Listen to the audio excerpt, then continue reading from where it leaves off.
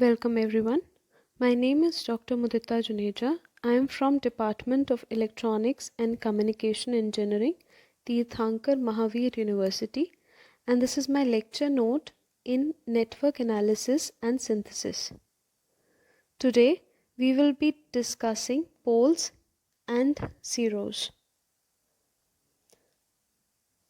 Now the transfer function provides a basis for determining important system response characteristics without solving the complete differential equation. As you can see in equation 1, there is a transfer function given Hs in the form of numerator by denominator. As you can see, the highest power in the numerator of S, that is the complex frequency, is m, and that of the denominator is n.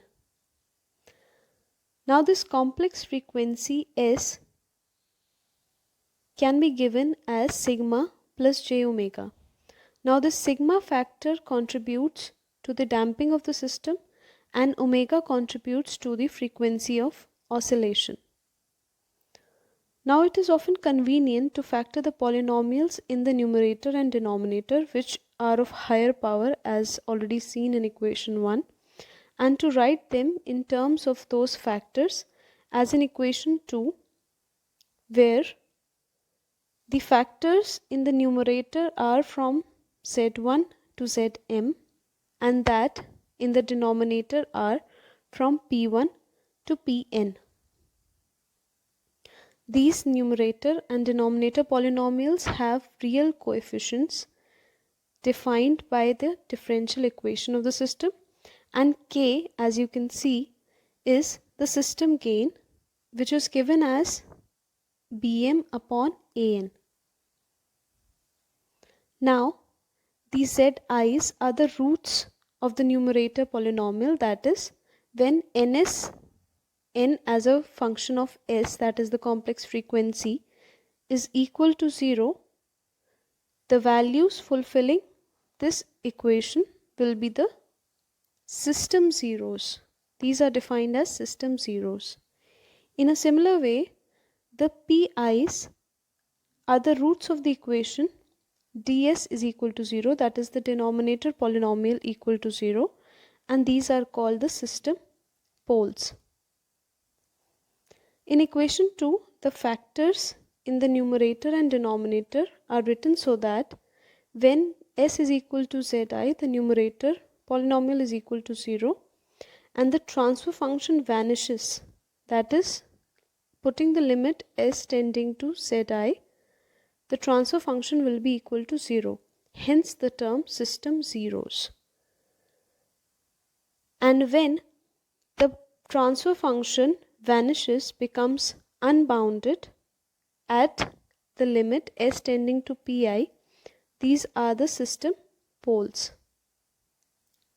All the coefficients of the polynomial ns and ds, that is numerator and denominator, are real. Therefore the poles in zeros must be either purely real or appear in complex conjugate pairs. In general, for the poles, either pi is equal to sigma I or else it is a complex conjugate pair. Similarly, the system zeros are either real or appear in complex conjugate. As you can see in this example, there is a differential equation given as this. Now we are asked to find the system poles and zeros. So this differential equation, by taking the Laplace transform, we can find the transfer function in terms of y by t. And this transfer function turns out to be 2s plus 1 upon s square plus 5s plus 6. Now factorizing this equation, this is the form that we get. So we can see, as in the numerator there is a single zero at the value s is equal to minus 1 by 2 and a pair of real poles as seen from the denominator at s is equal to minus 3 and minus 2. Now these poles and zeros are properties of the transfer function and therefore of the differential equation describing the input-output dynamics. Now there is another example given. Here, a system has a pair of complex conjugate poles as seen -1 plus minus j2 and a single real zero at z1 is equal to -4 and a gain factor k of 3. So we are required to find the differential equation representing the system. This is the other way around of the previous example. So with these poles and zeros, we can find the transfer function that is given here as this.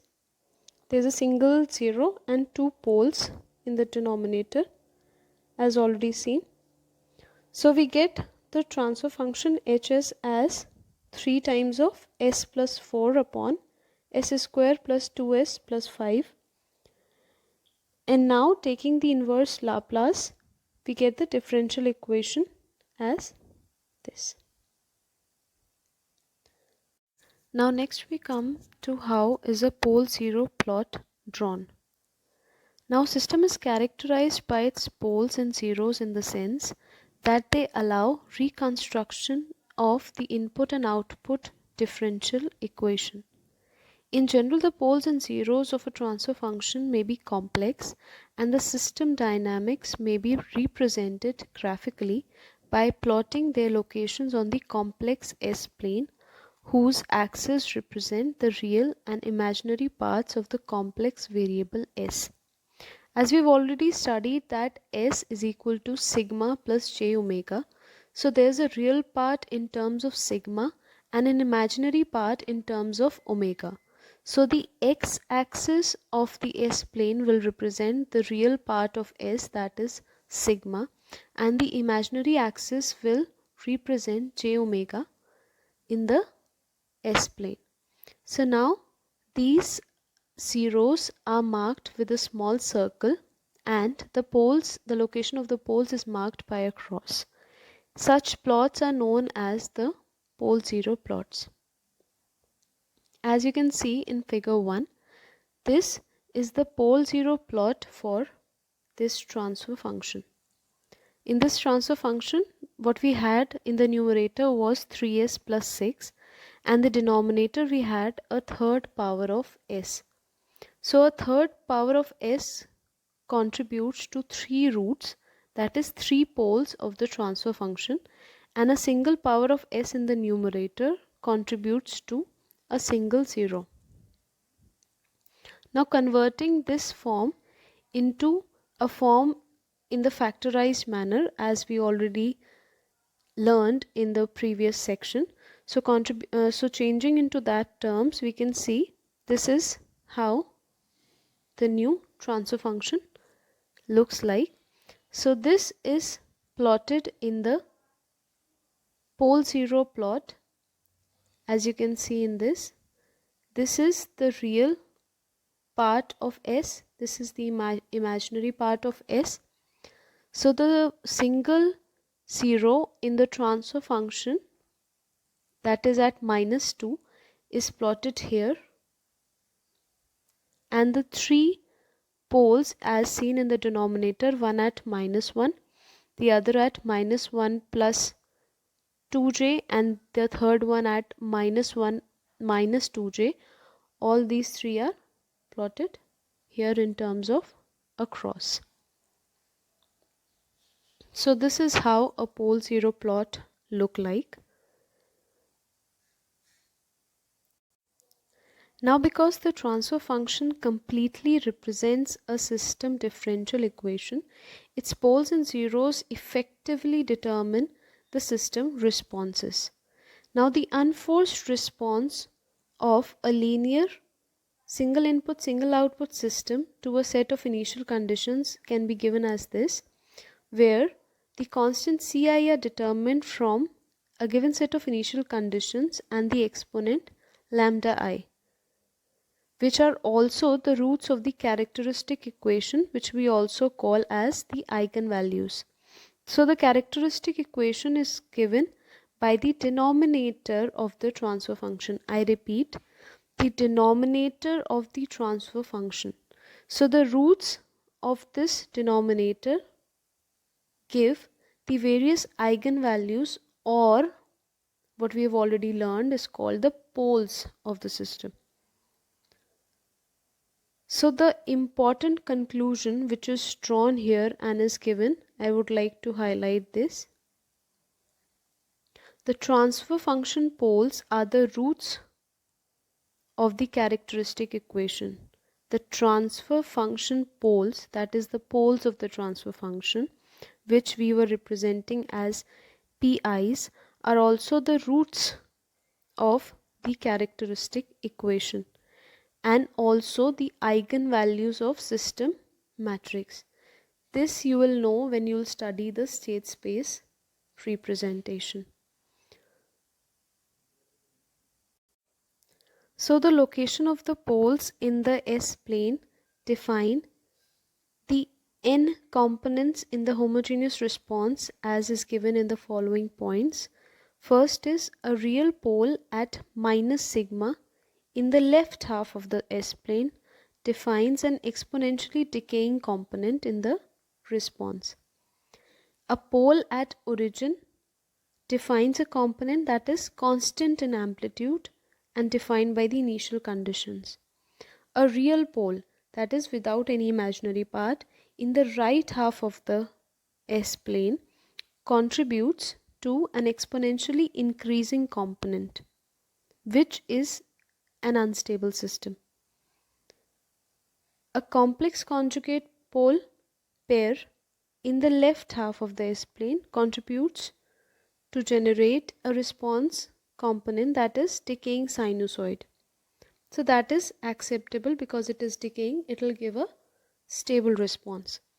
An imaginary pole pair, that is a pole pair lying on the imaginary axis plus j omega, generates an oscillating component which will not decay with time, it will be constant.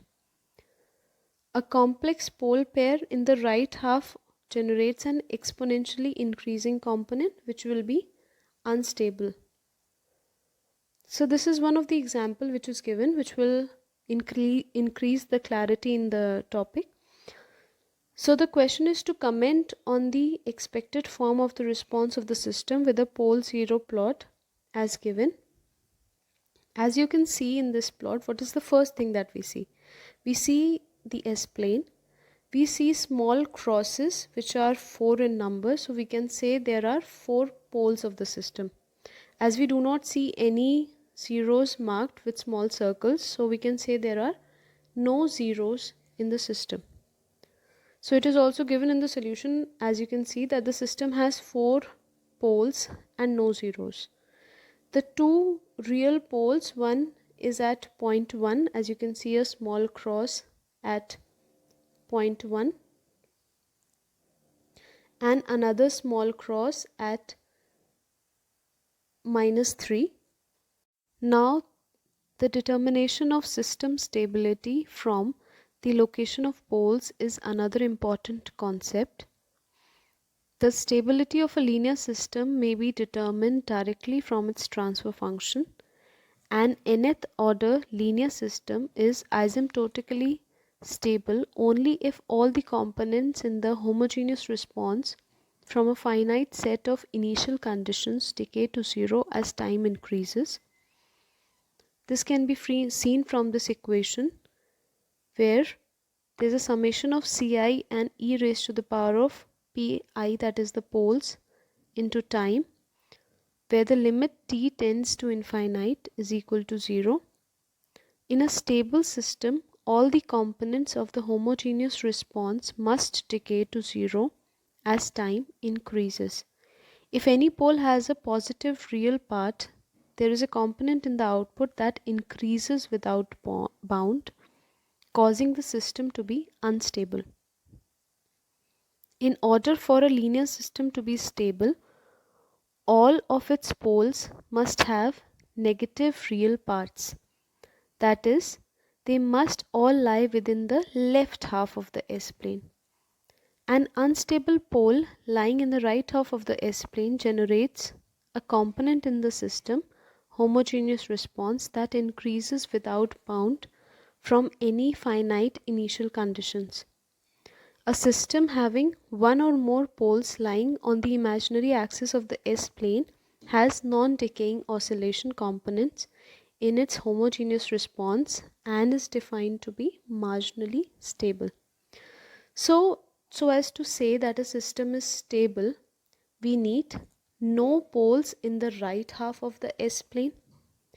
If there are poles on the imaginary axis, that is when sigma is equal to 0 and there is a pole pair on the imaginary axis like plus J2, then there should also be one minus J2 so as to compensate for the effect caused by that pole. In short, I may say that for a system to be stable, there should be only poles in the left half of S-plane, and if there are poles on the imaginary axis, then they should be in conjugate pair. That is all in this video lecture, and thank you everyone.